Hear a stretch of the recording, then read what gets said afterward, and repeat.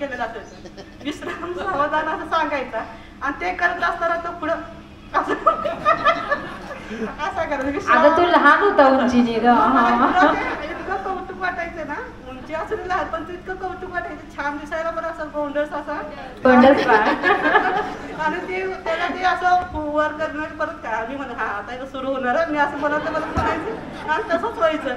पण आजपर्यंत मी कधी कुणाला बोलले नव्हते, फक्त मी त्याला त्या दिवशी सांगितलं. अरे मला हो हो माझ्या पण आता लक्षात आलं. म्हणजे हे खूप छान अशी गोष्ट होती.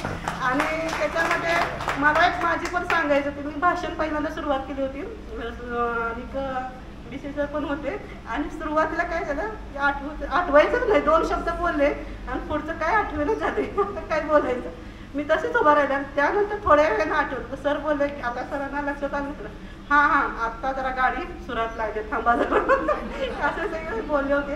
पण त्यानंतर काय मी प्रयत्न नव्हता केला त्याच्यासाठी. पण खूप छान वाटतं आज इथं आल्या सर्वांना भेटले. ते हा गोडवा एक वर्षभर पुढच्या वेळेपर्यंत आणखीन असंच टिकवून राहण्याचा प्रयत्न आम्ही करणार. आणि पुढच्या वेळेस पण ह्याच्यापेक्षा जास्त आणखीन आपली सगळ्यांची उपस्थिती दिसायला हवी आहे हे असं मला वाटतंय. थँक्यू. धन्यवाद वैशाली भस्मे. याच्यानंतर सुलभा शेजारी आहे, नाव मी विसरले ऍक्च्युली तिला त्यावर. हॅलो सुनीता घारे.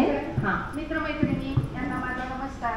माझे माहेरचे नाव वैशाली विजयकांत भस्मे आहे आणि माझे सासरचे नाव आहे वैशाली मच्छिंद्रनाथ मुळे. मला वावरी येथे दिलेले आहे.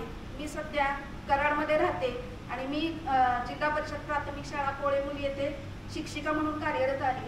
माझ्या दोन्ही मुलांची पण लग्न झालेली आहेत, त्यामुळे सगळं व्यवस्थित आहे. त्यामुळे असाच इथून पुढे प्रत्येक वर्षी गेट टुगेदर व्हावं अशी माझी इच्छा आहे आणि सर्वांनी उत्स्फूर्तपणे त्यात सहभाग घ्यावा असं मला सांगावंसं वाटतं. एकदम बरोबर. सुनीता घारे या.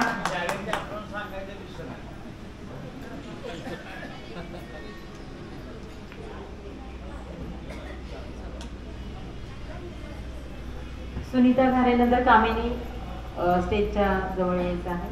माझं माहेरचं नाव सुनीता मारुती घारे आहे.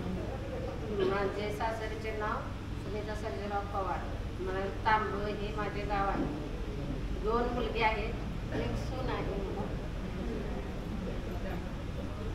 धन्यवाद सुनीता. कामिनी या. याच्यानंतर माहेश्वरी स्टेजच्या जवळ येते.